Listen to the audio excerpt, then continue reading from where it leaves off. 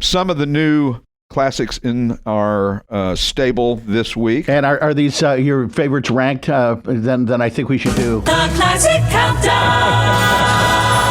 Get approval on that first. Let's check with the. Yeah.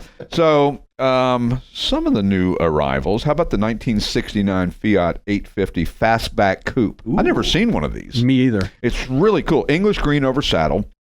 It was a feature car in Hemmings Sport and Exotic magazine a few years back in 2013, I believe. Garage cab, rebuilt 903 cc inline four, got the original interior, and this thing, the guy found it in a Penny Saver magazine. Yep. Now, for those of you who are young and don't know what a Penny Saver is, that was our Facebook Marketplace, our Craigslist, our place that we bought and traded and sold used items from people. I mean, I can remember going through the Penny Saver or the Bargain Mart or whatever it was. We had Nifty Nickel. Nifty Nickel. Yeah. And you find everything. There was cool things in there. I mean, just... And cars, lots of cars. Yep. And this was before, back in the day in the newspaper, when you get the newspaper, there would be a section for antique and classic cars. Yep. And it would only be maybe 6 or 7 cars total, whereas the section of regular cars would be pages and pages and pages. Right, with all the dealerships. With all the dealerships and all that advertising in there as well, too. But the antique and classic was kind of cool. And if you were very ahead of the curve, you would pick, if you were going to do like a classic car auction, you would advertise in the classified section of all the newspapers within 150 miles, and it's very affordable, but very effective. Yeah, it was pennies. Because if you were looking for a classic car or in the market for one, you always went to that section in the newspaper. Yep. And of course, in the newspaper before the Bargain Hunter was the place. I mean, if you look at the classified section of newspapers in the 1930s and 40s, I mean, they are sections, a whole section, 20 pages, real estate and cars for sale and tractors and pigs. People with their phone number and their address. It was wide open. Come on over. Yeah, come on over, check it out. It was a different society. I have a 22-carat diamond for sale, and come to our house and check it out. Yeah. So. Different world, man. Yes. How about the 1956 Chevrolet Bel Air two-door Gasser? Yes. Excuse me. The flames on this car are unbelievable. Yes. They look like real flames. Oh, that's the one with the yes, they do. That's the one. Did I stump you there? No, now I remember. There's a lot of we have quite a few Gassers. We do. This is the most recent one. Yeah, the most recent one we have. We've got probably 4 or 5 or 6 Gassers. We have a Corvette Gasser. We have couple most Chevys. Most of them are of the Chevy. Now, is altered wheelbase the same as Gasser? Crickets. Steve Magnante would know that for sure. He was a big Gasser guy. Did you hear the crickets? Yeah. I think it's different, actually. I think I looked it up for this car specifically. I think it's different. And this is a streetable Gasser, although streetable. Yeah. Running down the highway with your nose that far in the air. Some people like that, though. I mean, it's like trying to get a boat on plane, and it's like you can't see anything. You may be running into buoys and whoever docks and whatever. And for those who don't know, like me, what is a Gasser? It's a Gasser is a small front wheel, large rear wheel. Almost like a dragster. It's almost a dragster, but it sits at an angle facing up as opposed to level or facing down, which I'm not sure of the purpose of that. It's to do wheelies? No, maybe? it's to transfer the weight to the rear wheels when you're even more so when you're taking off. So if you've got it like that, then obviously more weight's going to be on the rear wheels. The rear axle, exactly. Axle. Because the fronts don't really matter. I mean, just to maybe keep steer, you a little bit in steering and aiming and. Yeah, and all the weight is on the front with the engine and everything. So if you cant the car backwards, it puts the weight down on the rear axles and keeps you planted during a run down the track. Yeah, this one's streetable, like you said. This one's for the street. 377 cubic inch V8. This one's got a Doug Nash 5-speed manual, which is an interesting transmission for these. A lot of times you just see like 2-speed power glides and drag cars. Power steering and brakes, but back to the flames. Yeah. Unbelievably well done. And you started, obviously the flames kind of started out in California when the hot rod movement started back in the 40s and late 40s after the war. And people started building cars and, coming up with these cool ideas for things. And the Gasser with flames was kind of one of the hot trends back in the day. And boy, this one is done nicely. I mean, the guy who did this, I don't know who it was, but he deserves a big round of applause, which I could probably, I could spattering of things. A little late. Yeah, a little late. A little late. How about the 2017 Mercedes-Benz E550 coupe. Now, we talk about having daily drivers here, and daily drivers are right up this alley of this car. Is this car a fun car to drive? You bet. It's twin turbo V8, 4.7 liter, 7G Tronic 7-speed automatic.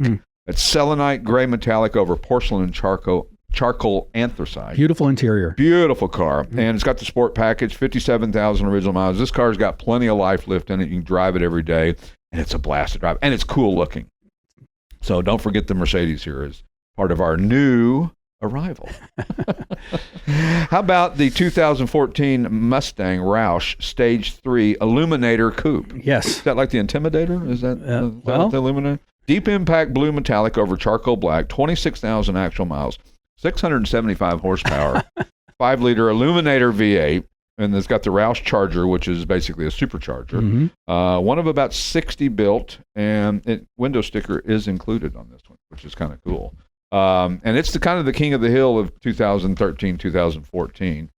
There was cars with more horsepower, but this thing was pretty high up there when it came to Mustangs for this era. It's only 8, gosh, I say 2014 is only how many years ago?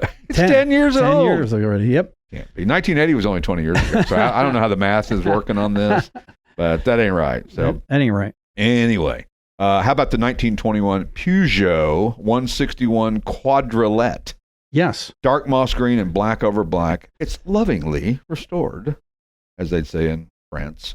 667 cc L-head 4-cylinder. Got tons of original rebuilt parts, 3-speed manual. This thing was imported into the U.S. in 2009, and the consignor says he hopes the new owner enjoys the full completion of a never-ending job. Yeah, it's one of those ones you'll always be tinkering with, and that's a plus. That's not a minus.